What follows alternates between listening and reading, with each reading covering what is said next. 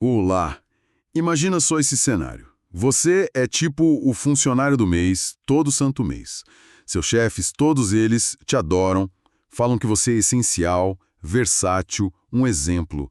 Só que aí, todo dia que você chega no escritório, o resto da empresa te vaia.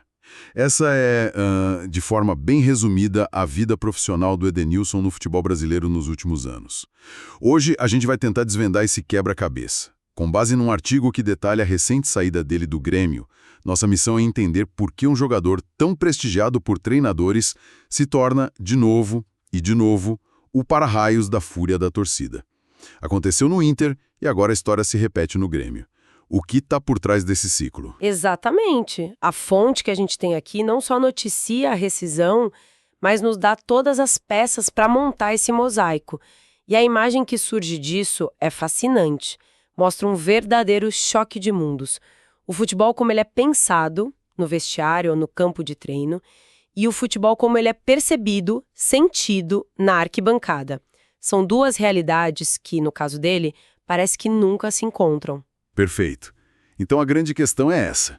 Por que a avaliação dos especialistas, de quem está com ele todo dia, é tão radicalmente diferente da avaliação do público? O que é que a gente não está vendo? Ok, vamos mergulhar nisso. Bom, para começar do começo, o fato. Edenilson não é mais jogador do Grêmio. Aos 36 anos, ele acertou a rescisão e já está de casa nova, o Botafogo. E o curioso é que o contrato ia até o fim do ano. Não foi um fim de ciclo assim natural. Alguma coisa aconteceu para essa saída ser antecipada. E os números, se você olhar à primeira vista, eles não justificam a saída conturbada. Ele chegou em abril de 2024, de lá para cá foram 91 jogos, 9 gols, 9 assistências. Números ok, né? Sim, nada espetacular, mas também longe de ser um desastre. O dado que realmente importa e que é o coração do nosso debate é outro. Ele jogou com frequência, quase sempre como titular, com 4 técnicos diferentes: Renato Portaluppi, Gustavo Quinteiros, Mano Menezes e Luiz Castro. Perfis, assim, completamente distintos. Peraí, isso é impressionante. É muito significativo. 4 comandantes com filosofias diferentes olharam para o elenco e pensaram: eu preciso desse cara no meu time. Isso desmonta qualquer argumento de que ele era, sei lá, protegido de um técnico específico. A confiança nele era institucional, praticamente. Então, eu volto à pergunta. Se ele era o queridinho de todos os professores, por que virou o saco de pancadas da turma? A resposta, eu acho, está no motivo pelo qual os técnicos gostavam tanto dele. O artigo define ele como um abnegado cumpridor de funções táticas. Traduzindo do tecniquez. Traduzindo, ele é o famoso jogador operário. O cara que faz o trabalho sujo, que não aparece na estatística, que não vai para o replay do gol. É o jogador que equilibra o time, que cobre o lateral que sobe, que fecha o espaço no meio. Ele é a cola que une os setores. Lembro de jogar bola na escola? Ninguém queria ser o zagueiro que só marca, né? Todo mundo queria ser o atacante, o camisa 10, fazer o gol. O Edenilson parece ser o cara que, profissionalmente, aceitou ser esse operário a vida toda e a torcida cobra dele uma genialidade que nunca foi a principal função dele entregar. É um ponto perfeito. E essa qualidade, essa versatilidade toda virou uma faca de 2 gumes. O artigo aponta que o Grêmio, nos últimos anos, teve muita irregularidade nos seus meias de criação, como o Cristaldo, o Monsalve. Faltava aquela peça que pensa o jogo, que dá o passe final, sabe? E na ausência dela, adivinha quem era muitas vezes escalado para quebrar o galho numa função mais avançada? Deixa eu adivinhar. O próprio Edenilson. Ele era tirado da zona de conforto dele, a de segundo volante, para ser uma espécie de meia armador. E aí o problema fica gigante. Ele é colocado sob os holofotes, numa função que não é a dele, num time que coletivamente não criava bem. O resultado? Ele virou o avatar, o rosto da falta de criatividade do time. A crítica que era para o sistema, para o coletivo, se personificou nele. Isso é exatamente o roteiro do que ele viveu no Internacional, não é? Lembro bem das discussões na época. Técnicos como Diego Aguirre, Alexander Medina, o próprio Mano, e todos usavam ele dessa forma. Ele era o tal coringa que tapava qualquer buraco tático. Parece que o manual de como usar Edenilson é o mesmo independente do vestiário.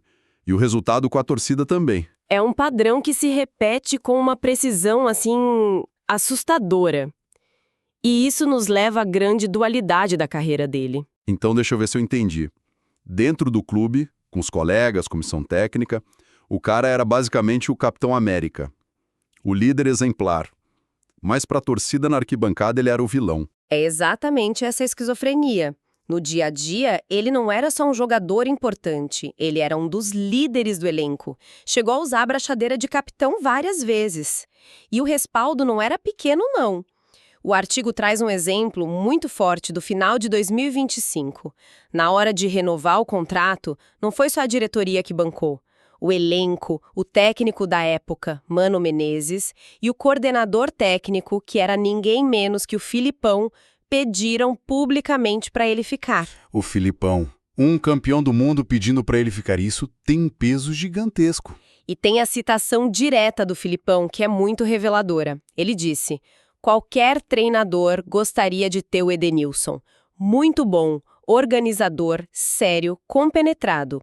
Nota as palavras: organizador, sério, compenetrado. São elogios ao caráter.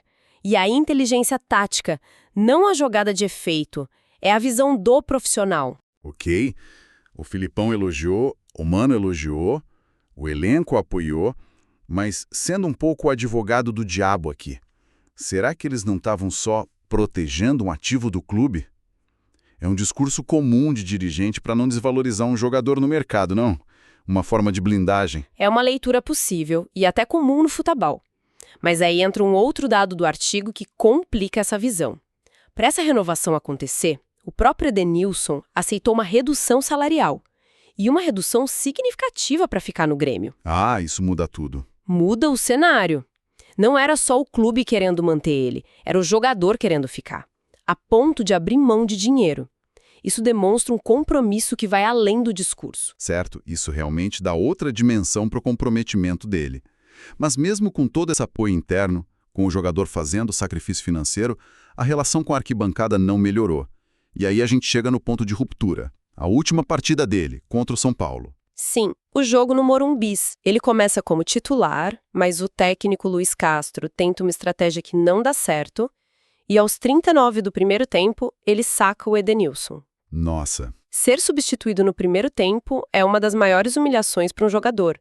É um atestado público de que a escolha foi errada. E aí a gente pensa, pronto, foi a gota d'água para o clube, fritaram o cara. Mas o que é fascinante e que o artigo revela é que o movimento foi o contrário. Não foi o clube que desistiu dele, foi ele quem desistiu de continuar. Depois desse jogo, o próprio Edenilson procurou o técnico e pediu para sair do Grêmio. Sério, eu jurava que a história seria clássica. Clube e jogador chegam a um acordo. Aquele eufemismo para dizer que o clube não o quer mais. Então a pressão da arquibancada quebrou o cara a ponto de ele mesmo jogar a toalha. Isso muda completamente a perspectiva. Muda tudo. Humaniza o processo. O artigo traz a fala do técnico Luiz Castro, que contou sobre a conversa numa coletiva. Ele disse, e eu cito, ele disse para mim em reunião privada que gostaria de sair do clube porque neste momento não se sentia bem. Gostava muito do grupo, dos colegas, da equipe técnica, mas neste momento não estava se sentindo bem, então pediu para sair. Uau! É um pedido de socorro, basicamente. É muito forte, não é? Quero mais dinheiro ou tenho uma proposta melhor? É não me sinto bem aqui. A diretoria, pelo visto, entendeu o recado. O vice de futebol, o Antônio Dutra Júnior, disse que havia muitos questionamentos sobre ele e que isso pesou. Foi uma rescisão amigável, sem briga, o que mostra que o clube entendeu o lado humano do jogador. Exatamente, eles perceberam que o ambiente para ele tinha se tornado insustentável. E aqui, a gente fecha o ciclo e volta ao início da nossa conversa. O roteiro repetido. Então, vamos juntar as peças desse quebra-cabeça. O roteiro parece ser este.